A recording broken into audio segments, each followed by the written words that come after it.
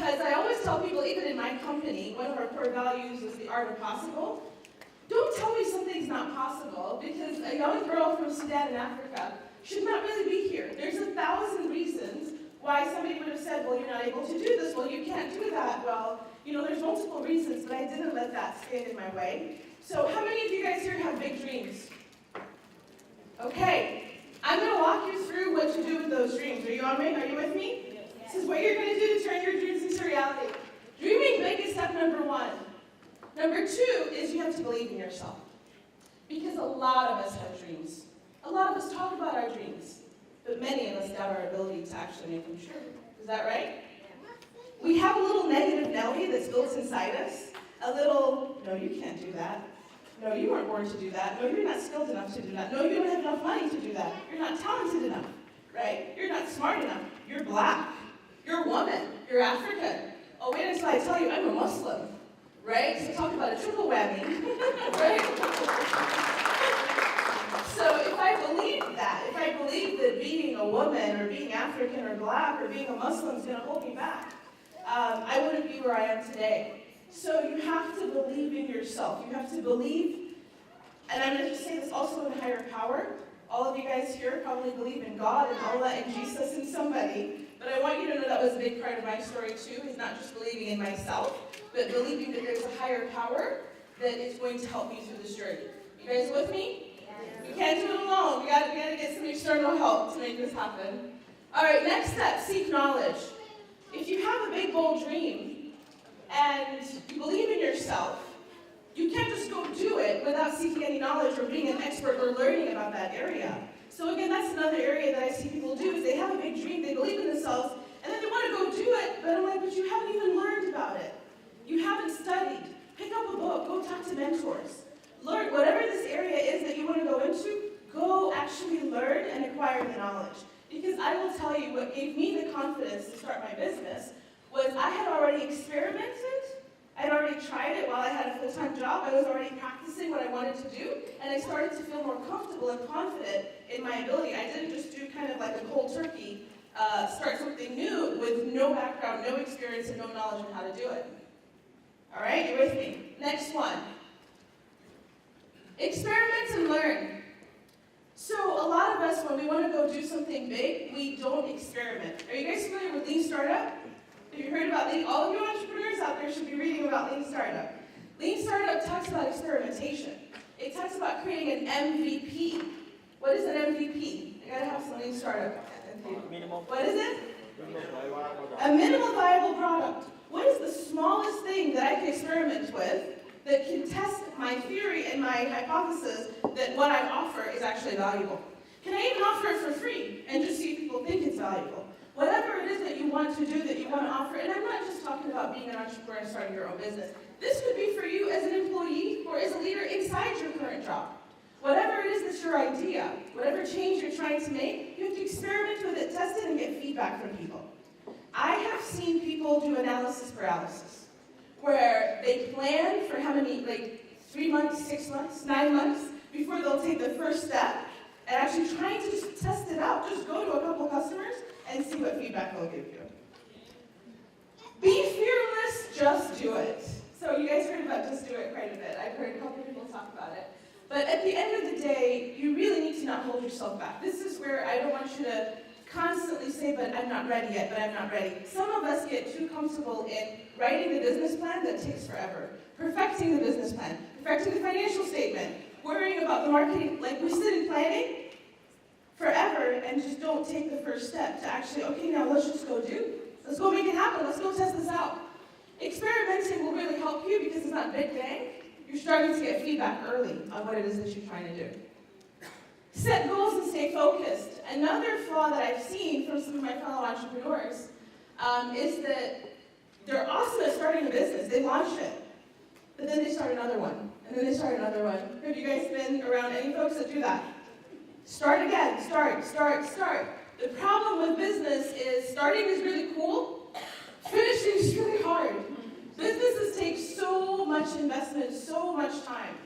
And I'm telling you, as somebody who has had to start and restart and start and restart, focus, set some goals, And don't just get bored with the idea once it's in the market, because marketing and business development and customer acquisition and financial and all of that other stuff you didn't sign up for is part of the job if you want to start a business.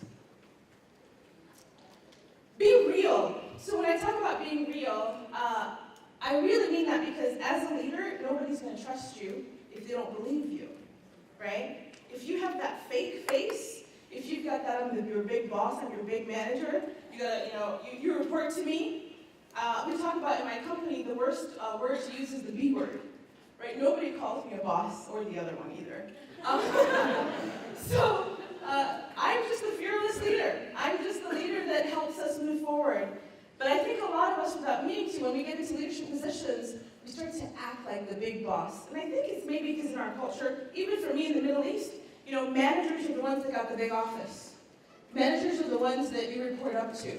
They sometimes talk down to people. They sometimes act like that they're better than you. If you do that, people won't trust you. And if people don't trust you, you can't lead them. Does that make sense? So you want to be real. You want to be authentic. So as I thought about being real, when I say, think of somebody authentic that you believe, somebody who's famous right now, maybe somebody that we all know, who comes to mind? Somebody who's authentic, who's trustworthy, that a lot of people believe are very real. President Obama. President Obama. Don't need his head. Not Donald Trump. Who else? Not Donald Trump. Okay. Oh yeah. For sure. Who else? Oprah. Oprah. Look at you. You got me. Miss Oprah. What do you guys love about Oprah? She's real. Whether you agree with her, whether you disagree with her views, you know what she's saying is real. So be authentic, be real. What it means to be real as a leader is if I mess up, I say I'm sorry. If I don't know something, I say I don't know it. I'm sorry, can you guys figure it out?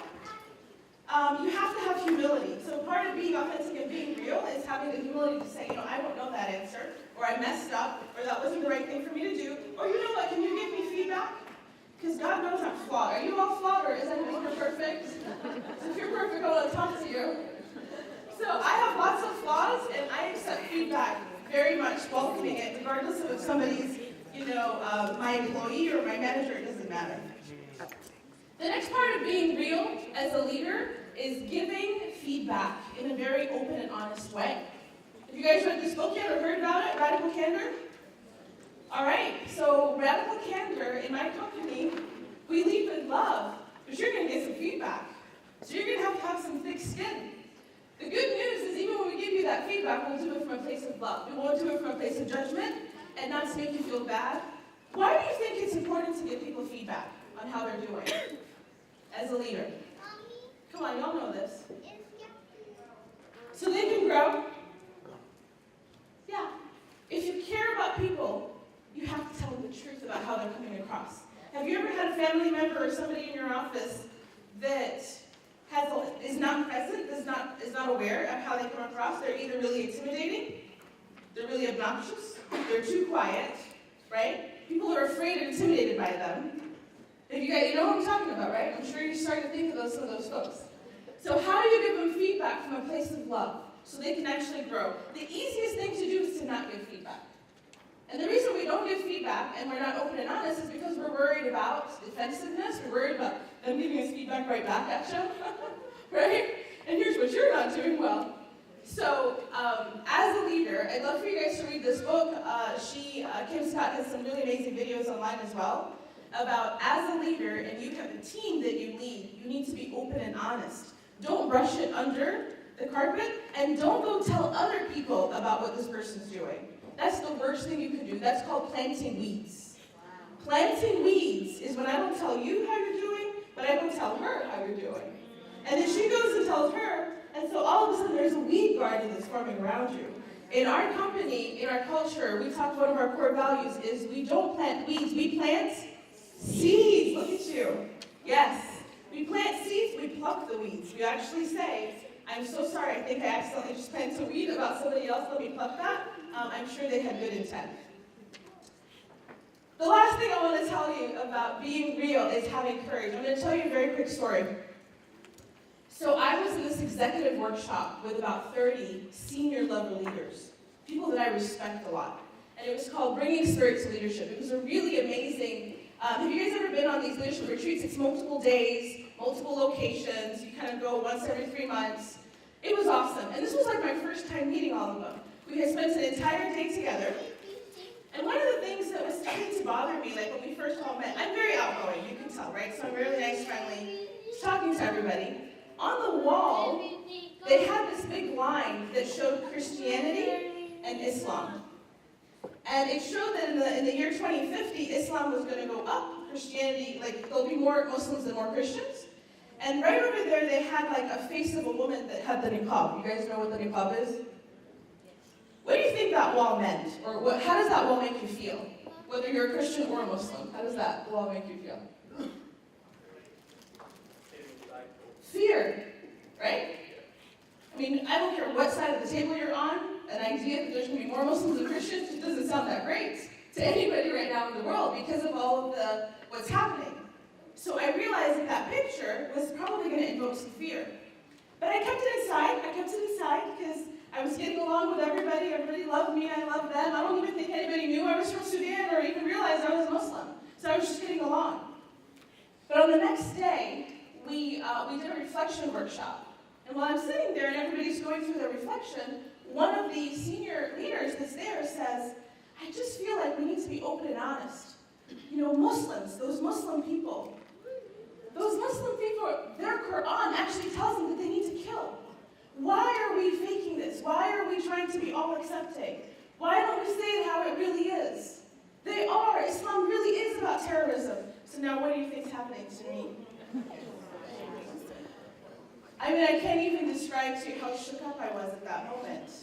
I was, oh my God, what am I going to do? Am I going to talk? Like, he's talking about me. Of course he doesn't realize there's a Muslim in the room. But I had to, at that moment, make a decision as a leader. What was my decision? What do I have to do? Am I going to speak up and have the courage? And I'm not the most religious Muslim in the world. You don't see, right? You guys see, I'm a Muslim. My mother's amazing. She has a PhD in Islamic education. But am I going to speak for Islam right now in front of 30 executives? And I did. So I basically, as he was kind of going on, and I just said, Hal, please stop. Stop. And of course I just bawled. I had to cry. I had to give it a second. And I said, you don't know what you're talking about. You don't know us. I'm a Muslim. And everything you're seeing on TV doesn't represent me. Give me a chance to explain to you who we are as a people. Give me a chance to explain how my religion's been hijacked. My religion has been hijacked. What you see is not who we are. There's billions of us. And judging us based on these crazy people that we hate as well is not fair. Give me a chance to help you understand.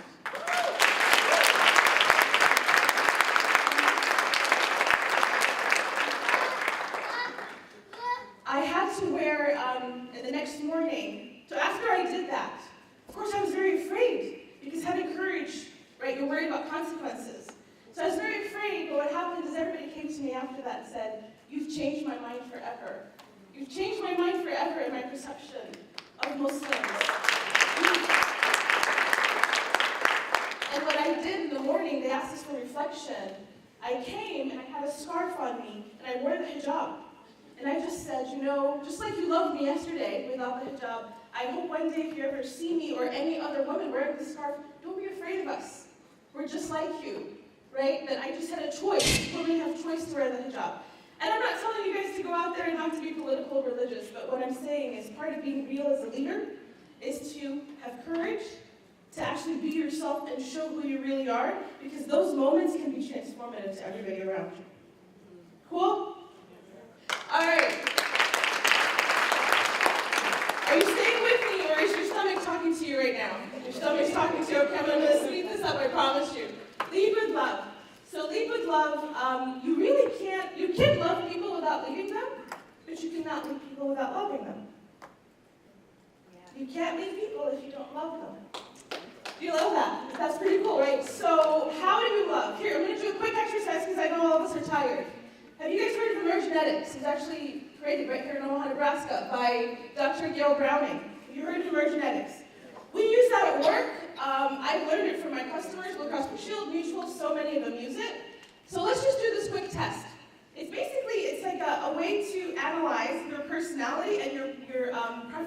thinking. So what is it that I lean towards? What's my mindset? So for those of you in the audience that are analytical, so you're my data people. You're very logical, you're very factual, you're clear thinkers, you do a lot of research, go ahead and stand up. Go ahead and stand up. Where's my blue people? Yes, my brother Mo.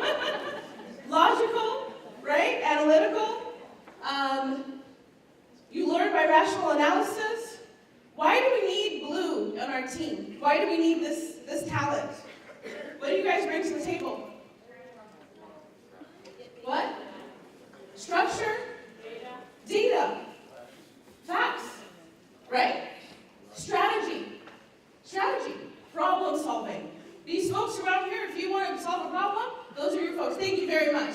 All right, thank you. Let's go to conceptual. Who are the folks out there that are big thinkers? Idea folks, dot connectors, vision, dreams. I kind of make my decision via intuition. I'm very intuitive about the future. Stand up, Mr. and Mrs. Yellow. You're there. Why do we need those folks over here on the audience? Why do I need them? Why do you need these folks?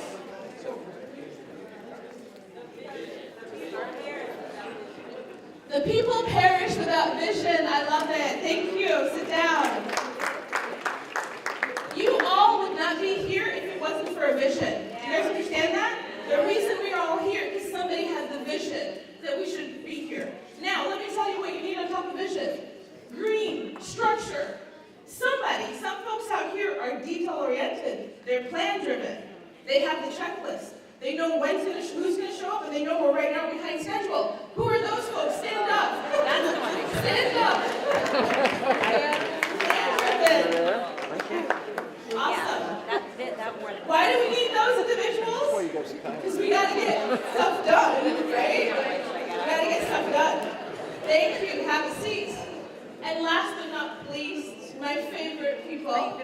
That's me. I would stand up there too. Social. If you love people, if you care about people, if you're the one that's always worried about how people feel, go ahead and stand on up. Show me your big heart. There you go.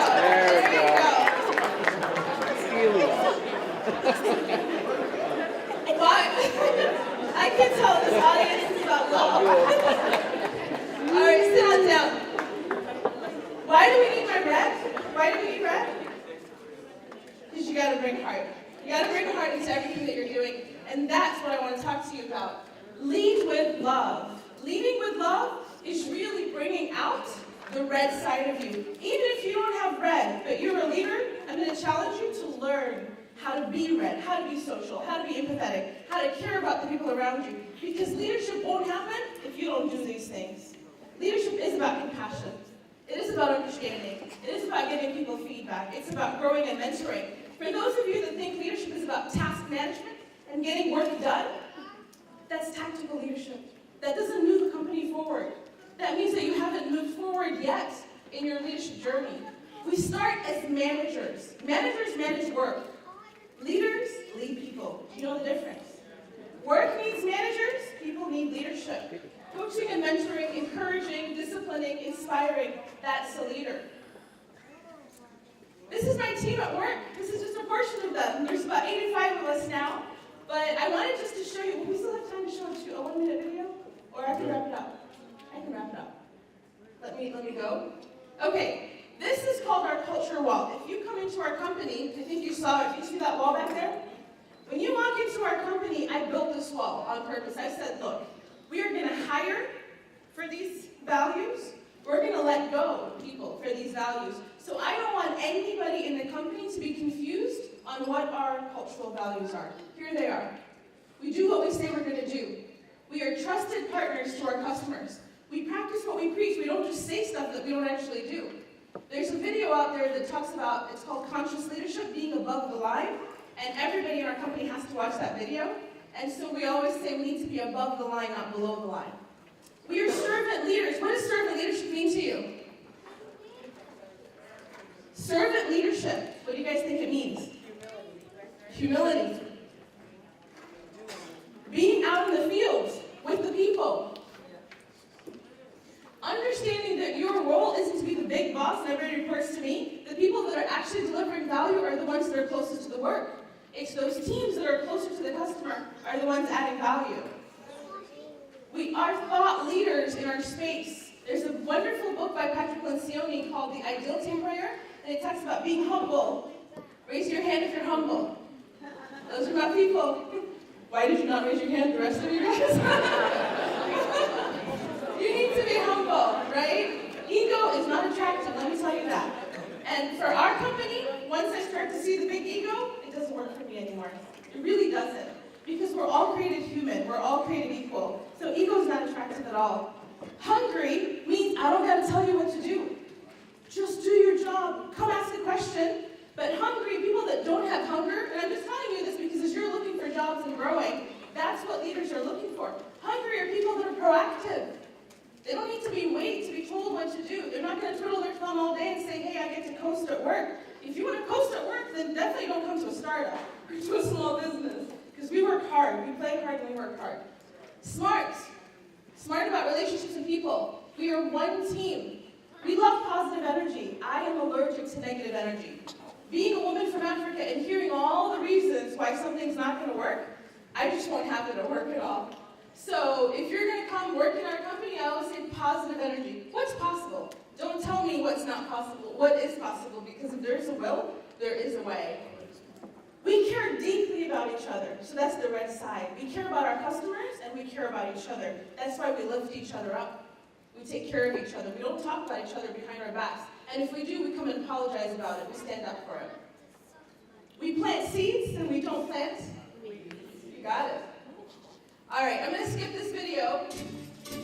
Let's skip it. The last point I want to leave you with is family.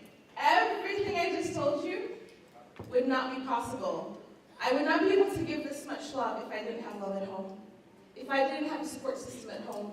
So where's your support system? When you go back home, who's taking care of you? Do you guys know we all have buckets, right? And you can only pour so much energy to the world and to the business and to your coworkers, and then you get on empty. When I'm on empty, I come back to my amazing husband over there, who's my best friend. I come lay down on my mom's lap. Even though I'm a grown-ass woman, I will come lay down on my mom's lap and be like, Mama, I need you right now. I need you. It was a hard day at work, right? I'm going to come talk to my sister. I'm going to hug my children. Make sure you have a support structure at home that energizes you and lifts you up. Thank you for listening to me.